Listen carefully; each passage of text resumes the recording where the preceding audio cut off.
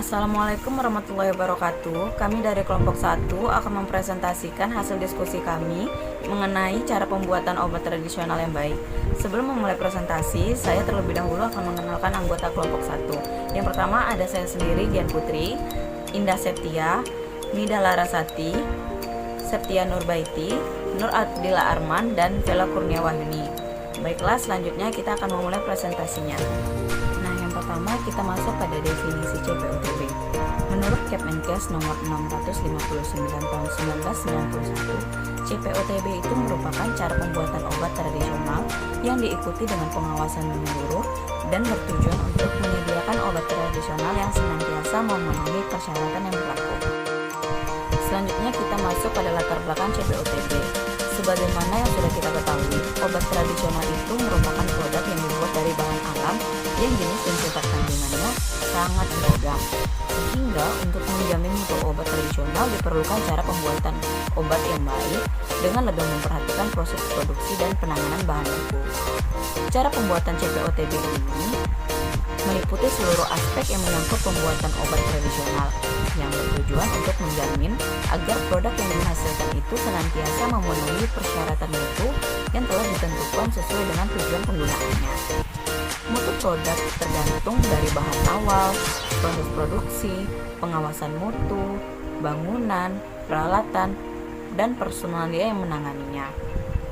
Nah, penerapan CPOTB ini merupakan persyaratan kelayakan dasar untuk menerapkan sejumlah jaminan mutu yang diakui dunia internasional. Dengan demikian, penerapan CPOTB ini merupakan nilai tambah bagi produk obat tradisional Indonesia agar dapat bersaing dengan produk sejenis dari negara lain, baik dalam negeri, luar negeri maupun internasional. Selanjutnya ada ruang lingkup dari CPOTB yang dibagi menjadi dua, yaitu ada IoT, industri obat tradisional, dan IKOT, yaitu industri kecil obat tradisional. Nah, untuk IoT sendiri ini merupakan industri yang memproduksi obat tradisional dengan total aset di atas 600 juta yang tidak termasuk harga tanah dan bangunan. Sedangkan IKOT atau industri kecil obat tradisional ini merupakan industri obat tradisional dengan total aset tidak lebih dari 600 juta dan ini juga tidak termasuk harga tanah dan bangunan. Selanjutnya masuk pada prinsip CPOTB, di mana industri obat tradisional itu harus membuat obat tradisional sedemikian rupa agar sesuai dengan tujuan penggunaannya, memenuhi persyaratan yang tercantum dalam dokumen izin edar atau registrasi, dan tidak menimbulkan risiko yang membahayakan bagi penggunanya karena tidak aman, mutu rendah, ataupun tidak efektif. Selanjutnya ada dasar hukum dari CPOTB. Berdasarkan surat keputusan BPOM tentang pedoman CPOTB yang berisi 1. Produsen obat tradisional dalam seluruh aspek dan rangkaian kegiatan wajib berpedoman pada CPOTB. Yang kedua, IoT wajib menerapkan CPOTB sejak 1 Januari 2010. Yang ketiga, IKOT menerapkan CPOTB secara bertahap sesuai kemampuan industrinya. Yang keempat, produsen yang telah menerapkan CPOTB akan diberikan sertifikat sesuai dengan bentuk sediaannya. Yang kelima, sertifikat dapat dibatalkan bila ditemukan ketidaksesuaian dalam penerapan selanjutnya. Selanjutnya ada manfaat CPOTB bagi industri. Nah, berdasarkan Badan POM RI itu ada 8 manfaat. Yang pertama, menjamin konsistensi pembuatan produk. Kedua, merupakan dasar untuk meningkatkan mutu secara kontinu. 3. Menghilangkan ketergantungan pada individual. 4. Meningkatkan kepercayaan konsumen. 5. Meningkatkan mutu pembuatan keputusan manajemen. 6. Mempererat hubungan antara produsen dan konsumen. 7. Terjamin sistem yang mampu telusur. Dan yang kedelapan ialah pembuktian konsistensi mutu, itu ada dasar kepercayaan konsumen luar. Kemudian ada juga manfaatnya bagi konsumen. Yang pertama, mutu produk lebih terjamin melalui penerapan CPOTB pada proses produksinya. Kedua, bahaya yang ditimbulkan produk karena kontaminasi dapat diperkecil kemungkinannya. Selanjutnya, ada beberapa perbedaan antara aspek CPOB dan aspek CPOTB. Yang pertama itu kita bahas dulu masalah aspek CPOB, di mana aspek CPOB ini seperti yang terlihat di slide itu ada 12 aspek, diantaranya sistem mutu industri farmasi, personalia, bangunan beserta fasilitasnya, peralatan, produksi, cara penyimpanan dan pengiriman obat yang baik, pengawasan mutu, inspeksi diri, audit mutu, dan audit persetujuan pemasok. Keluhan dan penarikan produk, ada dokumentasi, kegiatan alih daya, serta kualifikasi dan validasi. Sedangkan pada aspek CPOTB itu hanya ada 10 aspek, diantaranya ketentuan umum, personalia, bangunan, peralatan, sanitasi dan higienis, pengolahan dan pengemasan, pengawasan mutu, inspeksi diri, dokumentasi, serta penanganan terhadap hasil pengamatan produk di peredarannya. Tentang aspek pada CPOTB, menurut Keputusan Menteri Kesehatan Republik Indonesia Nomor 659 Menkes SK 10 tahun 1991, itu ada 10 aspek. Yang pertama akan dibahas tentang ketentuan umum, kedua personalia, 3 bangunan, 4 peralatan, 5 sanitasi dan higienis, 6 pengolahan dan pengemasan, 7 pengawasan mutu, 8 inspeksi diri, 9 dokumentasi, dan yang terakhir itu ada penanganan terhadap hasil pengamatan produk di peredarannya. Melanjutkan presentasi mengenai aspek-aspek CPOTB. Yang pertama adalah ketentuan umum, di mana obat tradisional digunakan masyarakat untuk memelihara kesehatan, mengobati gangguan kesehatan, serta untuk memulihkan kesehatan. Nah, untuk mencapai tujuan tersebut, maka perlu dilakukan langkah-langkah agar obat tradisional senantiasa aman, berkhasiat, serta bermutu. Keamanan dari suatu obat tradisional bergantung pada bahan baku, bangunan, prosedur pembuatan, peralatan yang digunakan, pengemas, serta personalia yang ikut dalam pembuatan obat tradisional tersebut. Aspek CPOTB yang kedua adalah personalia, di mana personalia ini mempunyai persyaratan umum. Yang pertama adalah sehat fisik dan sehat mental. Yang kedua, memiliki pengetahuan, keterampilan, dan kemampuan sesuai dengan tugasnya. Nah, yang ketiga adalah memiliki sikap dan kesadaran yang tinggi untuk melaksanakan cara pembuatan obat tradisional yang baik. Selain persyaratan umum, aspek dari personalia adalah penanggung jawab teknis dan latihan. Nah, di mana penanggung jawab teknis merupakan seorang apoteker warga negara Indonesia. Penanggung jawab harus diberi wewenang serta sarana yang mencukupi untuk menjalankan tugasnya. Penanggung jawab teknis juga bertanggung jawab terhadap yang pertama adalah penyiapan prosedur pembuatan serta pengawasan pelaksanaan proses pembuatan. Yang kedua adalah kebenaran bahan, alat, dan prosedur pembuatan. Yang ketiga adalah kebersihan pabrik, dan yang terakhir adalah keamanan dan mutu obat tradisional. Penanggung jawab teknis juga dapat menunjuk pembantu penanggung jawab teknis sesuai dengan tugas yang diberikan dan bertanggung jawab kepada penanggung jawab teknis. Nah, selain itu ada latihan, di mana agar tujuan CPOTB ini tercapai dengan baik, seluruh karyawan harus diberi pengetahuan dan latihan tentang CPOTB atau cara pembuatan obat yang baik sesuai dengan tugas masing-masing. Aspek CPOTB yang ketiga adalah bangunan, di mana terdiri atas bangunan dan ruangan. Bangunan sendiri memiliki persyaratan yang pertama adalah harus didirikan di lokasi yang terhindar dari pencemaran serta tidak mencemari lingkungan sekitarnya. Yang kedua, memenuhi persyaratan higien dan sanitasi. Yang ketiga, memiliki ruang-ruang pembuatan yang rancang bangun dan luasnya sesuai dengan bentuk, sifat dan jumlah obat tradisional yang akan dibuat, jenis dan jumlah peralatan yang digunakan, jumlah karyawan yang bekerja, serta fungsi ruangan. Nah, untuk ruangan sendiri, yang pertama adalah penataan ruangan-ruangan pembuatan termasuk ruangan penyimpanan harus sesuai dengan urutan proses pembuatan sehingga tidak menimbulkan lalu lintas kerja yang simpang siur dan tidak menimbulkan terjadinya pencemaran silang. Yang kedua, dinding, lantai, dan langit-langit setiap ruangan pembuatan, termasuk ruangan penyimpanan harus rata, bebas dari keretakan dan mudah dibersihkan. Yang ketiga, dinding setinggi sekurang-kurangnya 150 cm dan lantai setiap ruangan pembuatan termasuk ruangan penyimpanan harus kedap air. Dinding ruangan pembuatan selain kedap air harus licin. Nah, yang keempat, ruangan pembuatan dan ruangan penunjang seperti ruangan administrasi dan jamban harus bersih, tidak mengganggu dan tidak mencemari proses pembuatan. Nah, yang kelima, penyimpangan dari ketentuan pada butir 2 dan butir 3 harus memperoleh izin tertulis dari Direktur Jenderal atau Kepala Kantor Wilayah. Menjelaskan mengenai aspek CPOB yang keempat, yaitu peralatan, di mana untuk peralatan memiliki persyaratan umum. Yang pertama yaitu terbuat dari bahan yang tidak mempengaruhi keamanan serta mutu dari obat tradisional.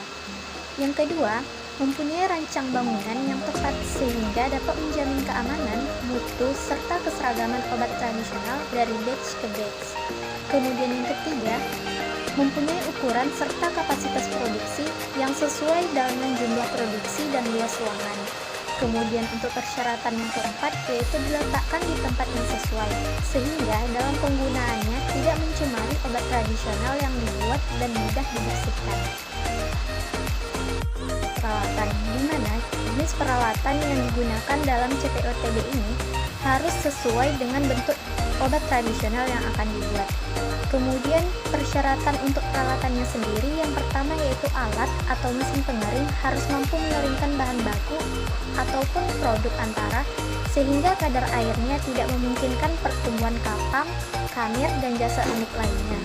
Kemudian yang kedua yaitu alat atau mesin pembuat serbuk harus mampu menghaluskan bahan baku atau produk antara menjadi serbuk dengan derajat halus yang dikehendaki sejumlah minimum 90% dari jumlah bahan yang dihaluskan. Kemudian yang ketiga, alat atau mesin pengayak harus mampu membantu tercapainya derajat halus yang dimaksud pada butir 2. Kemudian yang keempat, alat atau mesin pengisian serbuk harus mampu mengisikan serbuk ke dalam wadah, sehingga perbedaan bobot serbuk tiap wadahnya terdapat bobot rata-rata 10 isi wadah yang tidak lebih dari 8%. Untuk persyaratan yang kelima yaitu alat atau mesin penyaring harus mampu menyaring zat berkhasiat yang diperlukan sehingga kegunaan, keamanan, serta kestabilannya lebih baik dari bentuk yang telah digunakan berdasarkan pengalaman. Kemudian yang keenam, alat atau mesin pengisi cairan harus mampu mengisikan cairan ke dalam wadah sehingga perbedaan volume cairan setiap wadah terhadap volume rata-rata 10 isi wadah tidak lebih dari 5%. Kemudian yang ketujuh, alat atau mesin pengisi salep harus mampu mengisikan massa salep ke dalam wadah sehingga perbedaan bobot salep tiap wadah terhadap bobot rata-rata 10 isi wadah tidak lebih dari 5%. Kemudian yang kedelapan, alat atau mesin pembuat pil harus mampu membuat pil yang bulat dan memenuhi persyaratan keseragaman bobot. Kemudian persyaratan yang kesembilan, alat atau mesin pembuat tablet harus mampu membuat tablet yang memenuhi persyaratan Farmakope Indonesia.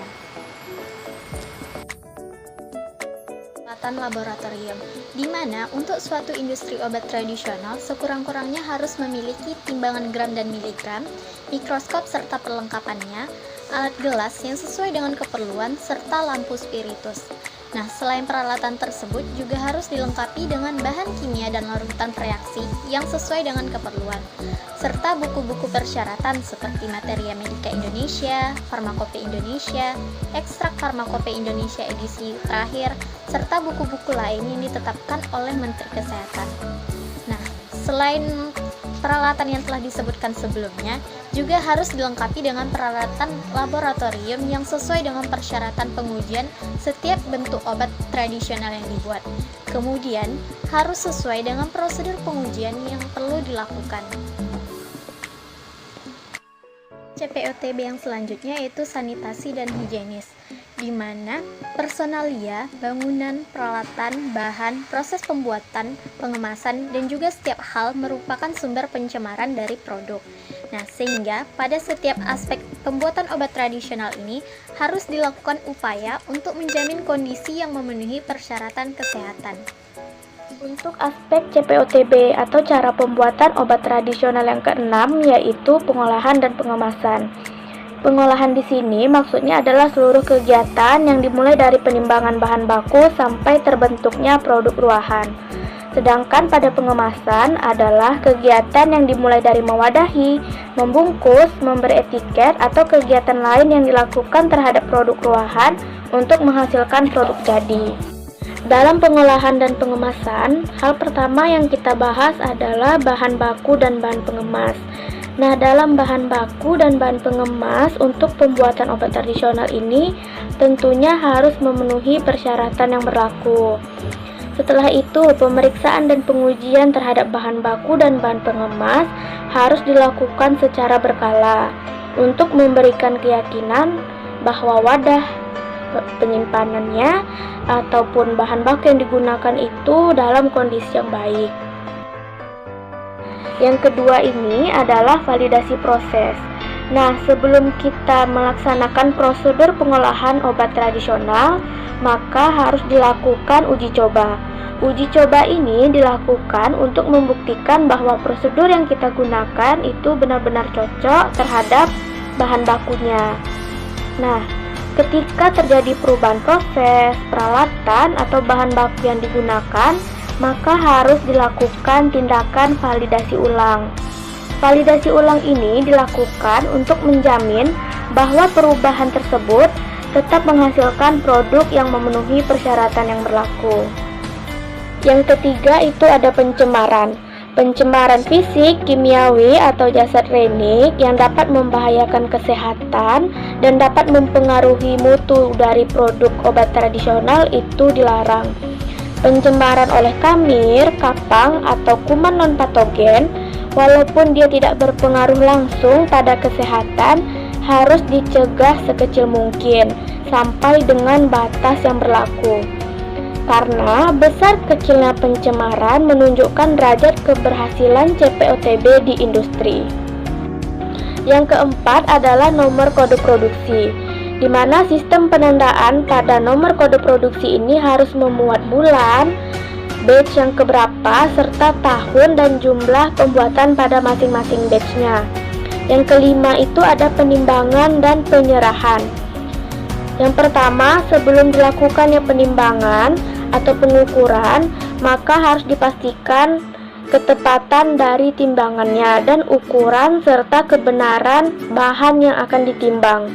Yang kedua, penimbangan, perhitungan, dan penyerahan bahan baku, bahan pengemas, produk antara, dan produk ruahan itu harus dicatat.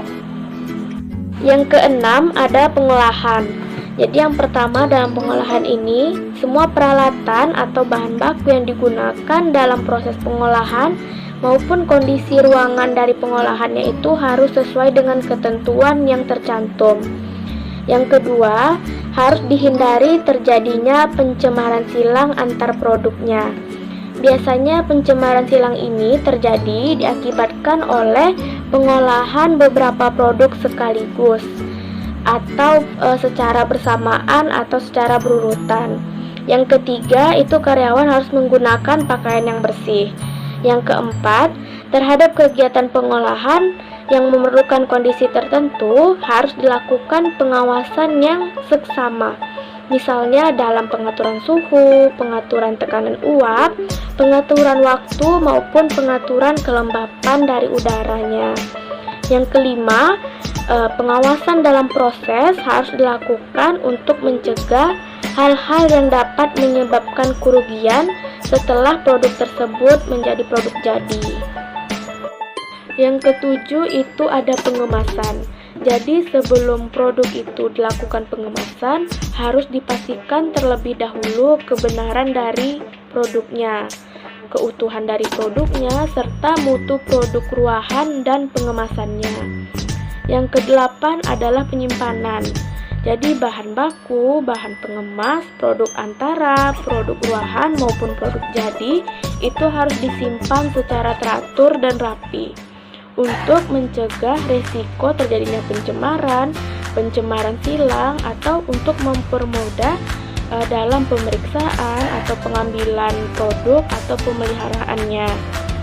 Jadi bahan yang disimpan itu harus diketahui identitasnya, kondisi, jumlah, mutu, dan cara penyimpanannya. Pengeluaran bahan yang disimpan harus dilaksanakan dengan cara mendahulukan bahan yang disimpan lebih awal atau dikenal dengan istilah first in first out. Baiklah, saya Kapten Nurbaiti akan melanjutkan materi selanjutnya, yaitu mengenai pengawasan mutu. Nah, pengawasan mutu harus dilakukan agar obat tradisional yang dibuat senantiasa memenuhi persyaratan yang berlaku. Kemudian pengawasan mutu harus dilakukan terhadap bahan baku, bahan pengemas, proses pembuatan, produk ruahan, dan juga produk jadi. Nah, produk jadi yang berada dalam industri maupun di peredaran secara berkala harus dipantau. Selanjutnya yaitu mengenai inspeksi diri. Nah, inspeksi diri secara berkala harus dilakukan agar seluruh rangkaian pembuatan selalu memenuhi CPOTB. Kemudian kelemahan-kelemahan yang terjadi pada pembuatan harus diperbaiki. Selanjutnya yaitu dokumentasi. Nah, instruksi yang menyangkut pembuatan obat tradisional harus dilakukan secara tertulis dengan jelas. Nah, sistem dokumentasi harus dapat menggambarkan riwayat lengkap setiap tahap kegiatan sehingga dapat ditelusuri kembali produk dari setiap batch yang dikehendaki. Baiklah, selanjutnya yaitu jenis-jenis dokumen CPOB. Nah, yang pertama adalah dokumen pembuatan induk yang terdiri dari formula induk, prosedur pengolahan induk, dan juga prosedur pengemasan induk. Kemudian yang kedua adalah spesifikasi atau standar yang terdiri dari bahan baku dan pengemasan. Kemudian ada ruahan, kemudian ada produk jadi. Nah, di dalam produk jadi itu ada catatan pengolahan batch, catatan penanganan produk kembalian, catatan penarikan produk, catatan pemusnahan produk, catatan keluhan, catatan distribusi, catatan sampling, catatan dan laporan hasil uji, catatan pemantauan mikroba dan partikel, kemudian catatan uji stabilitas. Kemudian yang ketiga itu ada metode analisa. Yang keempat ada protokol kerja yang terdiri dari protokol validasi yang berisi mengenai status perawatan, status bahan, dan status produk. Kemudian yang terakhir itu ada label atau identitas. Selanjutnya yaitu penanganan terhadap hasil pengamatan produk di peredaran. Nah, keluhan dan laporan masyarakat yang menyangkut keamanan mutu dan hal-hal yang merugikan masalah harus diperiksa dan dievaluasi serta ditindaklanjuti. Kemudian obat tradisional yang terbukti menimbulkan efek samping yang merugikan atau mutu dan keamanannya tidak memadai lagi harus ditarik dari peredaran dan dimusnahkan. Nah, selanjutnya adalah aspek yang dibutuhkan oleh sarjana farmasi. Nah, yang pertama itu ada personalia. Nah, personalia sumber daya manusia sangat penting dalam pembentukan dan penerapan sistem pemastian mutu yang memuaskan dan pembuatan obat yang benar. Kemudian yang kedua adalah pengawasan mutu. Nah, pengawasan mutu merupakan bagian yang esensial dari CPOB untuk memberikan kepastian bahwa produk secara konsisten mempunyai mutu yang sesuai. Kemudian yang ketiga adalah inspeksi diri. Tujuan dilakukannya program inspeksi diri adalah untuk mengevaluasi apakah semua aspek produksi dan pengawasan mutu industri farmasi memenuhi ketentuan CPOB. Program ini penting untuk memastikan kesesuaian sistem atau perusahaan tertentu dengan peraturan.